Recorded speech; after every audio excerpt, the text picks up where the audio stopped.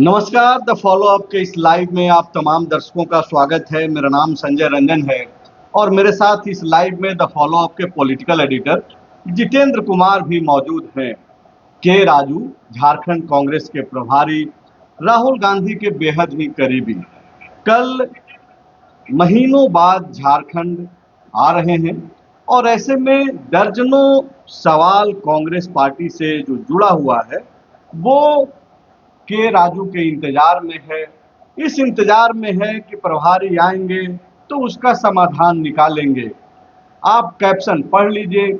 आपको मालूम है कि इस स्टेट में राज्यसभा की 2 सीटों पर चुनाव भी होना है। इसके अलावे कांग्रेस में जो अंतर्कलह है, जो घमासान मचा हुआ है, बड़े नेताओं का एक दूसरे के ऊपर टिप्पणी, बयानबाजी, कई सवाल और खास करके जो प्रदेश कमेटी का जो गठन हुआ है और उसमें जिस तरीके से आरोप लग रहा है कि पेड स्टाफ को जो है प्रदेश में बड़ी जिम्मेदारी दे दी गई। अभी जब हम लोग यह लाइव करने जा रहे थे तो थोड़ी देर पहले जब कांग्रेस के नेताओं से मेरी बातचीत हो रही थी, उसमें उन्होंने यहां तक कहा कि एक पूर्व राज्यसभा सांसद को पान खिलाने वाला व्यक्ति, वो व्यक्ति जो उनके इर्द गिर्द रह करके जब जरूरत हो तो पान डिबिया से निकाल करके उनको खिला दे, उसको भी प्रदेश की कमेटी में रख लिया गया है। कई लोग सोशल मीडिया पर यह लिख रहे हैं जो कांग्रेस पार्टी से ही जुड़े हुए हैं। उन्होंने इतना तक लिखा प्रदेश कमेटी के विस्तार के वक्त कि कांग्रेस में पानी पिलाने वाले जो स्टाफ हैं, चाय पिलाने वाले जो स्टाफ हैं, उनको छोड़ करके सारे लोगों को पदाधिकारी बना दिया गया है और बाकी जो थोड़ा बहुत बचे हुए थे उनको प्रदेश प्रवक्ता, मीडिया पैनलिस्ट के तौर पे जो है जिम्मेदारी दे दी गई है। बहुत सारे सवाल हैं। भाषा विवाद पे पार्टी बंटी हुई है। पूर्व मंत्री बंधु तिर्की जो पूर्व कार्यकारी अध्यक्ष रहे हैं, उनका भाषा पे अलग राय है। राधा कृष्ण किशोर जो वित्त मंत्री हैं, उन्होंने बाकायदा चिट्ठी लिख दी प्रदेश अध्यक्ष केशव महतो कमलेश को कि आपका भोजपुरी, मगही और अंगिका पर क्या स्टैंड है। तो आप देखिए कि भाषा पे पार्टी बटी हुई है। अब तक प्रदेश अध्यक्ष की चुप्पी है। कल जब के राजू आ रहे हैं तो क्या इन सवालों का समाधान, जवाब वो तलाशेंगे। और इन सब से जो सबसे बड़ा सवाल है, इन सब से जो ऊपर का जो मसला है, वो जिसको लेकर के कांग्रेस डरी हुई है, वो है राज्यसभा की एक सीट, हिस्सेदारी। तो क्या राज्यसभा चुनाव में कांग्रेस को उसकी हिस्सेदारी मिलेगी या फिर कांग्रेस अपनी हिस्सेदारी ले पाएगी, ये एक सबसे बड़ा सवाल है। और इस सवाल के साथ अब तो एक स्टेप और बढ़ गया है जब यह लोग पूछ रहे हैं कि सबसे पहली परीक्षा तो ये है कि राज्यसभा की सीट ले लेना और दूसरी परीक्षा ये है कि संख्या होने के बावजूद, ध्यान रखिएगा जो मैं बोल रहा हूं, कि गठबंधन में संख्या होने के बावजूद क्या कांग्रेस को अगर एक सीट मिल भी जाती है तब भी क्या कांग्रेस अपने उम्मीदवार को चुनाव जिता पाएगी। तो ऐसे कई सवाल हैं जिस पे हम लोग आज बातचीत करेंगे और यह समझेंगे कि वो के राजू जो कांग्रेस पार्टी के भीतर मचे विवाद के कारण, उनके ही लोग ऐसा बोल रहे हैं कि उसके कारण वो स्वास्थ्य का हवाला देते हुए महीनों पहले, 20-25 दिन पहले उनको आना था, 20 दिन पहले वो नहीं आए थे और कह दिया गया था कि उनका पैर में संभवतः फ्रैक्चर हुआ है। इसी तरीके की कोई बातचीत जो है बताया गया अनऑफिशियल। लेकिन वो के राजू आ रहे हैं, साथ में आ रहे हैं तेलंगाना के उप मुख्यमंत्री। क्या कुछ होने जा रहा है। आपको याद होगा कि असम इलेक्शन के दौरान यहाँ पे राहुल गांधी के ही जो करीबी थे, असम कांग्रेस के प्रदेश अध्यक्ष तरुण गोगोई, उनके बेटे गौरव गोगोई, माफ कीजिएगा, वो यहाँ पर आए थे। मुख्यमंत्री से उन्होंने मुलाकात भी किया था, बात नहीं बनी थी।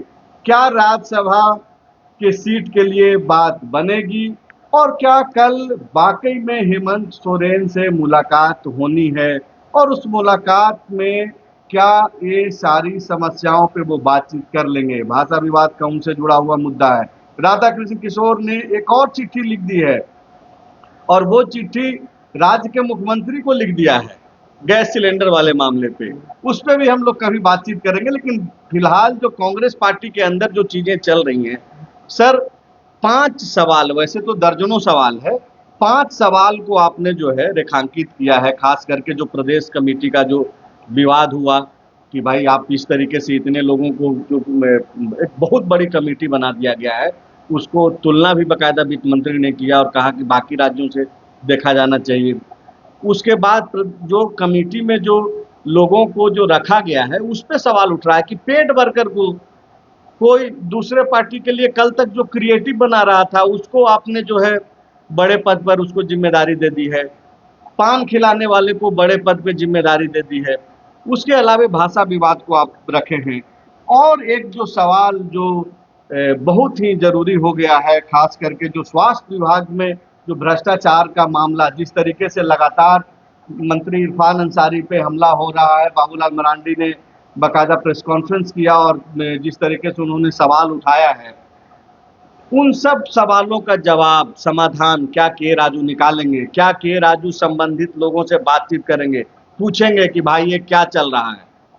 देखिए, निश्चित रूप से के राजू के सामने बहुत बड़ी चुनौती है और के राजू अगर इस बार विफल होते हैं तो प्रदेश में कांग्रेस पार्टी भी बैकफुट पर होगी, विफलता की ओर जाएगी। के राजू का यह दौरा बहुत आसान नहीं है। सबसे पहला दौरा तो राज्यसभा चुनाव को लेकर है। राज्यसभा चुनाव का 1 जून से नामांकन शुरू हो जाएगा। आज 28 तारीख हो गया है, कल के राजू आएंगे तो 29 हो जाएगा, तो मुश्किल से बचेगा 30 और 31, 2 दिन का समय बचता है। और 2 दिन के समय में के राजू को हेमंत सोरेन के साथ न सिर्फ 1 सीट लेने पर सहमति बनानी है, इसका भी ध्यान आप देंगे। अगर हेमंत सोरेन कह भी देते हैं, उनके विधायकों की संख्या 34 है और उनको जीतने के लिए 28 चाहिए, अर्थात उनके पास 6 अतिरिक्त विधायक हैं। अगर हेमंत सोरेन उनको यह भी कह देते हैं कि हमारी पार्टी का आपको समर्थन मिलेगा, आप उम्मीदवार दें, लेकिन अगर वो राजद और माले के विधायकों का मतलब ऑथोरिटी नहीं लेते हैं तो के राजू के लिए माले और राजद के विधायकों को अपने पक्ष में करना भी एक बहुत बड़ी चुनौती होगी। नहीं, और उससे ज्यादा बड़ी चुनौती तो कांग्रेसी विधायकों को ही समेट करके रखना, उनका वोट ले लेना अपने उम्मीदवार के लिए, वो भी तो एक चुनौती होगी। हाँ, वो तो होगी। और इसमें और झारखंड इसके लिए चर्चित रहा है। जो कोई भी बड़ी पार्टी है उसके विधायक जो हैं वो इतर वोट करते रहे हैं, हॉर्स ट्रेडिंग उसी बल पर हुआ है। तो के राजू के लिए यह दौरा जो है बहुत महत्वपूर्ण है। और उसके बीच में आप देखेंगे, खास करके आप भाजपा को देखिए या जेएमएम को देखिए, भाजपा और जेएमएम में कोई भी नेता अपनी दावेदारी डायरेक्ट नहीं कर रहा है, लेकिन कांग्रेस में यह भी शुरू हो गई है। जैसे शहजादा अनवर का वो मांग कर दिए हैं अल्पसंख्यक समुदाय से, खुद से मांग किया। हाँ, खुद से मांग किया है। अच्छा। उसके बाद प्रदीप बालमुचू ने पिछले दिनों लगभग 1 सप्ताह पहले उन्होंने उधर चाईबासा में वहाँ अपने क्षेत्र में उन्होंने मांग कर दी कि ये 1 सीट कांग्रेस को मिलना चाहिए और उनका इशारा अपनी ओर भी था।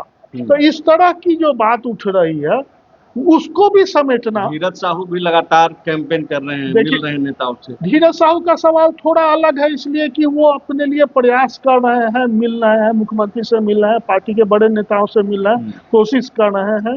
तो वो हर कोई कोशिश करता है जो सक्षम है, जिसको उम्मीद दिखती है। लेकिन यहाँ सार्वजनिक रूप से बयान देना, या तो मतलब एक अनुशासन की भी बात उठती है। राज्यसभा चुनाव हो, सरकार बनाने की बात हो, उसमें पार्टी का जो ऑथराइज पर्सन है वो संतुलित बयान देता है, क्योंकि मामला तो अभी असंतुलित। आप सर अनुशासन की बात कर रहे हैं, अनुशासन की जहां तक बात है, तब तो इसी दौरे में के राजू को सबसे बड़ी चुनौती तो यही है कि वो लोग जो खुले तौर पे सवाल उठा रहे हैं नई कमेटी पर, उसके गठन के मंशा पे, उसकी प्रक्रिया पे, कई लोगों ने तो रिजाइन कर दिया है पार्टी से, जो वर्षों से जुड़े हुए वैसे कार्यकर्ता जो एक तरीके से पार्टी की रीढ़ है, चेहरा है, खास करके राजधानी रांची में। कई लोगों ने इस्तीफा तक दे दिया अपने पद से, जो जिम्मेदारी नहीं कमेटी में मिली। तो अभी क्या ये सब भी अनुशासन के दायरे में आएगा? अनुशासन के दायरे में क्या ये भी आएगा कि वित्त मंत्री लगातार जो है चिट्ठी लिख रहे हैं और उसको सार्वजनिक भी कर रहे हैं?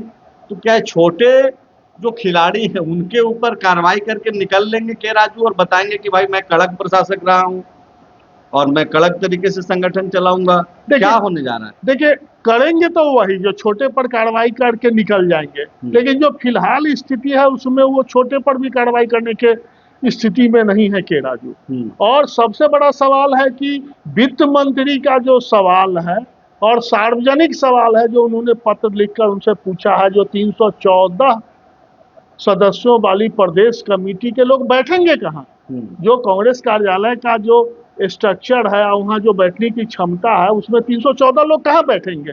इस सवाल का उनको जवाब तो देना होगा सार्वजनिक। के राजू कोई मतलब पीछे से राजनीति करते नहीं है, सार्वजनिक रूप से करते हैं, तो सार्वजनिक सवाल होगा और इसका भी उनको जवाब देना होगा।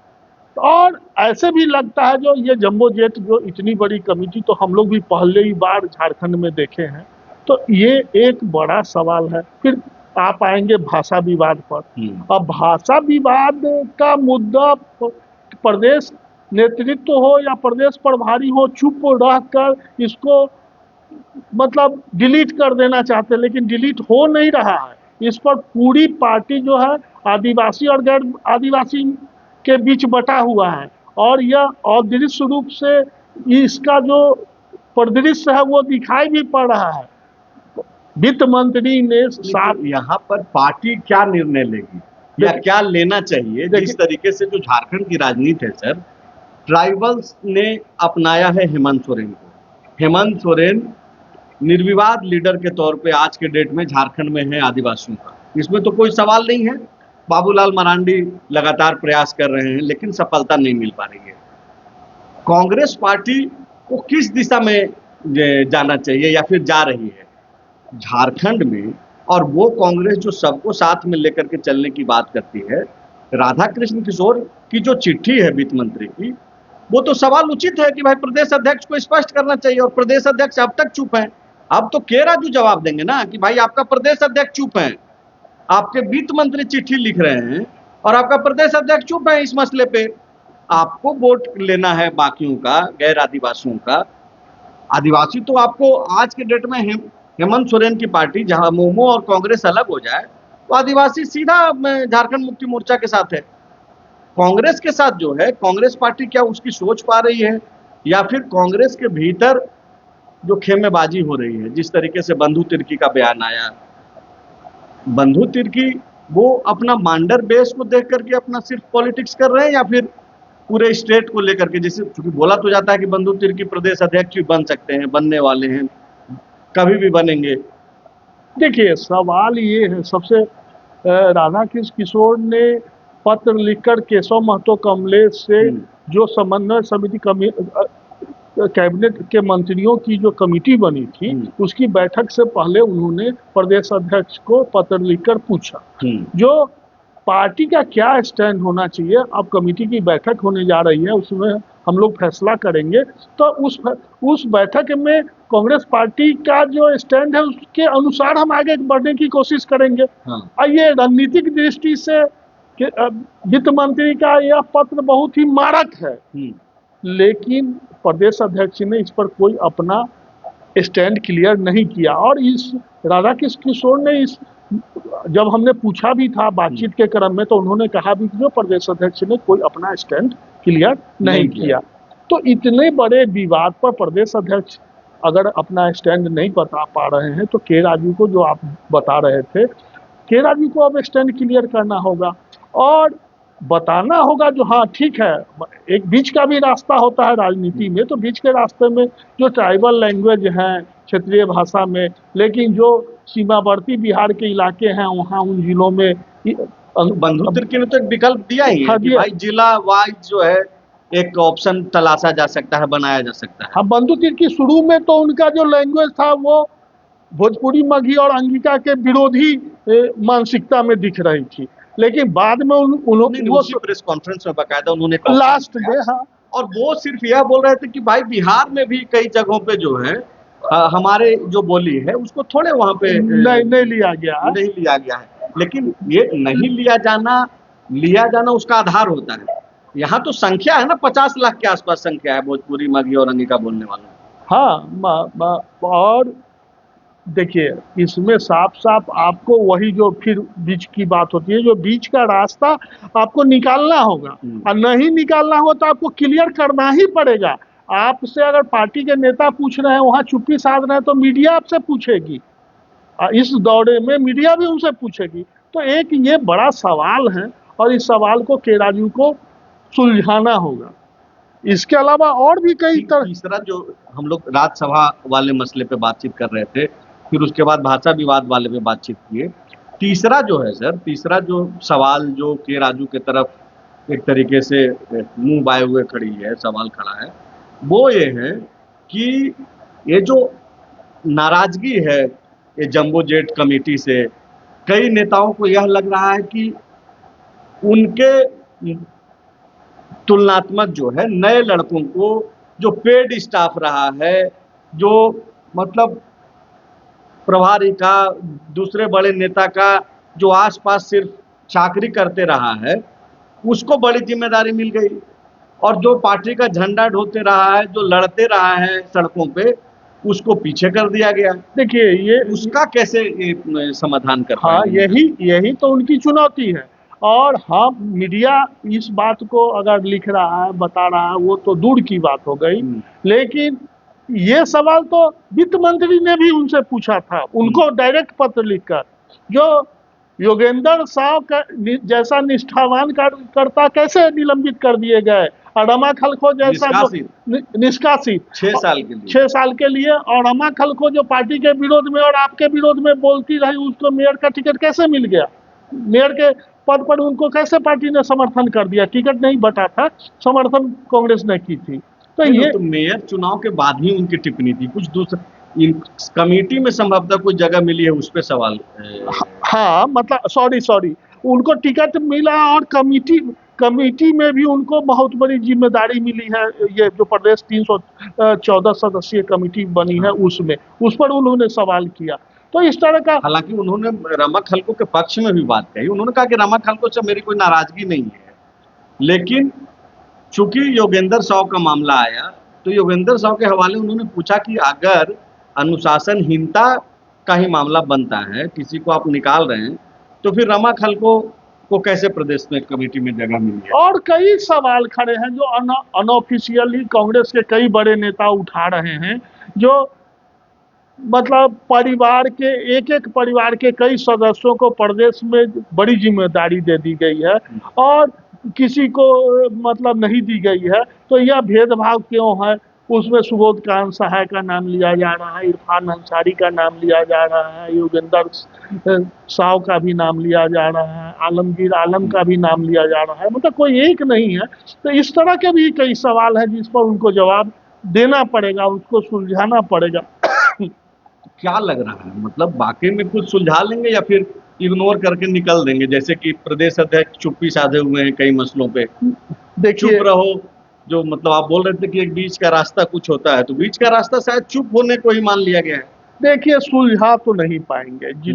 जिस तरह का जो खदबदाहट है पार्टी के भीतर, और पार्टी के भीतर के अलावा पार्टी और सरकार के बीच का जो समन्वय में भी थोड़ी सी कमी दिख रही है, ये सारे, और उसके ऊपर एक तात्कालिक राज्यसभा चुनाव का जो विषय आ गया है, ये ऐसे सवाल हैं जो के राजू को, जो हम लोग पिछले 1-1.5 साल से देख रहे हैं, उनका जो स्टाइल ऑफ वर्किंग है, उसमें विवाद तो हमको कहीं सुलझता हुआ अभी तक नहीं दिख रहा है। एक सवाल जो यहाँ पे प्रदेश अध्यक्ष से भी पूछा जाना चाहिए, या फिर ये सारा सवाल प्रदेश अध्यक्ष के ऊपर बनता है, क्या प्रदेश अध्यक्ष बनने के बाद जो जिम्मेदारी मिली है केशव महतो कमलेश को, क्या उसको वो संभाल नहीं पा रहे हैं क्या? उसके पहले भी कई लोगों को मौका मिला, मैं नाम नहीं लेना चाहूंगा, लेकिन उसके पहले भी कांग्रेस पार्टी चल रही थी, समन्वय सरकार के साथ हो या पार्टी के साथ तरीके से साधा जा रहा था। कांग्रेस के कार्यकर्ताओं को, कई लोगों को बोर्ड में, दूसरे जगहों पे जिम्मेदारी दी गई। आज सारा सवाल सीधे के राजू के पास पहुंच रहा है। इसलिए कि प्रदेश अध्यक्ष जो हैं, एक जो दिख रहा है, हम नहीं कह रहे हैं, जो दिख रहा है, जो एक वो प्यादा के रूप में काम करते हुए दिखाई पड़ रहे हैं। तो आप जब किसी विषय पर आप के राजू की ओर अगर प्रदेश अध्यक्ष देखेंगे और वो अपने अधिकार और पावर का उपयोग नहीं करेंगे तो यही स्थिति बनेगी। और इसी कारण अब कहाँ कोई प्रदेश अध्यक्ष से कुछ मांग कर रहा है। जो भी पत्र लिख रहा है प्रदेश अध्यक्ष के बदले के राजू को लिखता है, खड़गे को लिखता है या राहुल गांधी को डायरेक्ट पत्र लिख रहा है। तो ये एक कम्युनिकेशन बीच का जो है वो गैप बड़ा होते जा रहा है। मतलब नाम का रह गए हैं सिर्फ प्रदेश अध्यक्ष। हाँ बिल्कुल, नाम का तो दिख ही रहे हैं। एक सवाल पर हमको अभी हाल में याद है, जो भाषा विवाद को लेकर जब विषय उठा था तो उस पर मैंने उनसे पूछा भी था, तो वो बोले कि प्रवक्ता जो है उस पर बोलेंगे। तो प्रदेश अध्यक्ष के पद पर बैठा इतना बड़ा मुद्दा और उस पे आप एक पक्ष भी नहीं रख पा रहे हैं। तो ये तो स्थिति है। और इस स्थिति में के राजू, और मतलब ये थोड़ा ज्यादा होगा, लेकिन इस बार अगर के राजू कुछ ज्वलंत मुद्दों को सुलझा के नहीं जा पाएंगे तो यह जो पार्टी के अंदर का जो विवाद है, क्या होता है जब नेतृत्व कमजोर होता है ना, तो नीचे में बिखराव बहुत तेजी से बढ़ता है। तो अगर इस बार वो अपना नेतृत्व क्षमता का प्रदर्शन करते हुए पार्टी का समन्वय, राज्यसभा का चुनाव, अगर मान लीजिए को जेएमएम से वो एक सीट लेने में सफल नहीं हुए तो उन पर क्या आरोप लगेगा? उनके कार्य क्षमता पर सवाल खड़ा होगा ना। बिल्कुल होगा। तो इस कार्य क्षमता पे सवाल सिर्फ सीट ले करके भी समाप्त नहीं होना है, जीतना होगा। आपको 56 सीट है, 56 विधायक है आपके पास, 28 दूनी 56 और 28 चाहिए भी नहीं, 27 प्लस चाहिए। कहने का मतलब 27.1 भी अगर पॉइंट वोट आ जाएगा तो वो दोनों सीट उनकी दूसरे उम्मीदवार जीत जाएगा। तो इस तरह के सवाल हैं। और इन सब पर जो सबसे भारी एक सवाल है वो सवाल है कि भाई आप सरकार में हैं और कांग्रेस कोटे के मंत्री के ऊपर भ्रष्टाचार का सवाल लगा है कि उनके विभाग में जो है भ्रष्टाचार हो रहा है। और नेता प्रतिपक्ष बाबूलाल मरांडी ने बाकायदा प्रेस कॉन्फ्रेंस करके यह सवाल खड़ा किया है। तो अब सवाल ये है कि के राजू प्रभारी हैं, जाहिर सी बात है कि प्रभारी का काम क्या है? मॉनिटरिंग करना, संगठन के साथ साथ अगर आप सरकार में शामिल हैं तो आपके लोग क्या काम कर रहे हैं, कैसे काम कर रहे हैं, उनका वर्किंग स्टाइल क्या है। क्योंकि पूरा का पूरा मसला राहुल गांधी के वैचारिक लाइन पर है कि हमको कैसे काम करना है, हमको लोगों से कैसे बिहेव करना है। आपके मंत्री के ऊपर सवाल खड़ा हो रहा है तो के राजू जब आएंगे तो क्या पूछेंगे कि भाई ये क्या चल रहा है? एजी का जो रिपोर्ट है उस पे आप जवाब कैसे दे रहे हैं, देखिए किस तरीके से दे रहे हैं, क्या इन सवालों का जवाब तलाशा जा रहा है? देखिए यहाँ के राजू के लिए यह भी अग्नि परीक्षा है। देखिए दो तरह का आरोप प्रत्यारोप राजनीति में होती है। एक राजनीतिक दृष्टिकोण से, जैसे विपक्ष में बैठा हुआ कोई भी नेता एक लाइन में कहता है जो सरकार निकम्मी है, यहाँ भ्रष्टाचार का बोलबाला है, कोई काम नहीं हो रहा है, जनता त्रस्त है, बिजली है पर रहने पर भी आरोप लगाया जाता है कि जो बिजली गुल रहती है, लोग अंधेरे और गर्मी में। तो ये राजनीतिक बयानबाजी है। लेकिन इरफान अंसारी पर जो आरोप है वो सीएजी का तथ्यात्मक रिपोर्ट पर आधारित है। तो इन दोनों बयानों को अलग अलग करके अगर कोई देखता है तो वो बहुत बड़ी गलतफहमी करता है। तो इस सीएजी के रिपोर्ट पर आधारित जो मतलब आरोप है या खामियां हैं या भ्रष्टाचार एम्बुलेंस का हो, दवा खरीद का हो, या शैलेंद्र श्रीवास्तव का नियुक्ति का सवाल हो, तो ये तथ्यात्मक आरोप हैं। और इस तथ्यात्मक आरोप पर के राजू को मतलब किस तरह से वो इरफान अंसारी को समझा पाते हैं, इसका कैसे हल निकाल पाते हैं, या अब आलमगीर आलम भी अब बाहर आ गए हैं, वो भी अल्पसंख्यक समुदाय से एक विधायक हैं, उनकी क्या जिम्मेदारी वो तय करते हैं।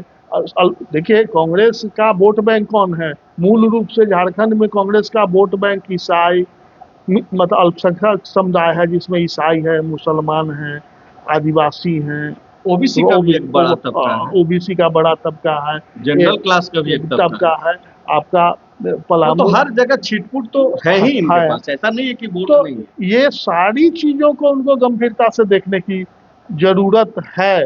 अब कल से वो आ रहे हैं तो हम लोग भी अब नजर रखेंगे कि क्या कर रहे हैं, क्या कर रहे हैं। लेकिन क्या कर रहे हैं कि बीच आखिरी में जो सबसे पहले हम लोग बातचीत कर रहे थे, उस पे एक बार फिर से जो है हम लोग एक चर्चा कर लें सर, राज्यसभा वाले मसले पे, कि क्या लग रहा है बाकी में सीट मिलेगी कांग्रेस को?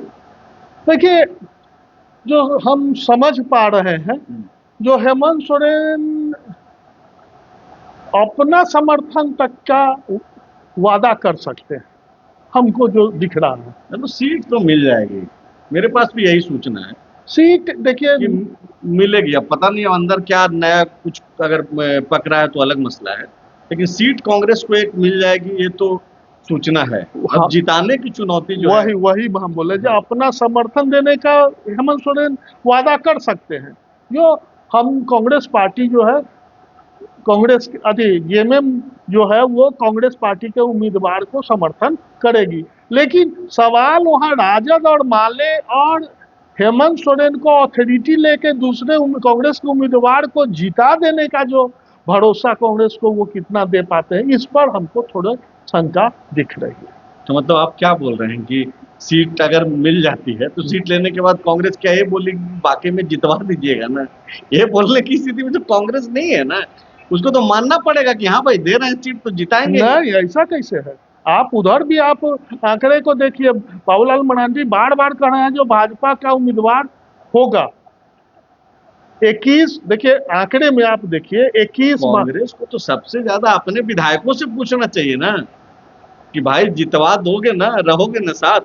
वो तो बाद में ना पहले पहले तो कांग्रेस के विधायकों से पहले हेमंत सोरेन और राजद और माले से, तब इनको अपना एकजुट करना होगा। और झारखंड है, भाजपा कांग्रेस और जेएमएम के विधायक क्या करेंगे इसकी तो हम अभी गारंटी नहीं लेंगे, लेकिन माले, राजद और निर्दलीय जो विधायक हैं नहीं, ये तो सर फिर उचित नहीं है हमको लगता बोलना।